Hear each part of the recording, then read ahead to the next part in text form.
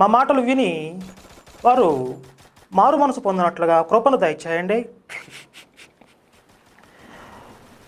మరి నువ్వు అనుగ్రహించినటువంటి నీ వాక్యాన్ని మీ బిడ్డలో అయినటువంటి క్రైస్తవులు అర్థం చేసుకోలేక, నీవు ఆరాధించినటువంటి తండ్రిని వారు గుర్తుపట్టలేక అన్య దేవతల ఆరాధన వైపు మళ్ళుతున్నటువంటి ఈ సందర్భంలో మేము చెప్తున్నటువంటి ఈ సత్య సంబంధమైనటువంటి వాక్యాలని వారు విని అర్థం చేసుకుని హృదయ శుద్ధి కలవారై మారు మనసు పొందినట్లుగా మీ శక్తిని అనుగ్రహించమని మా ప్రభు అయినటువంటి యేసు వారి నామంలో మా దేవాది దేవుడైన శ్రీకృష్ణ భగవాన్ని అడిగి వేడుకుంటున్నాం తండ్రి.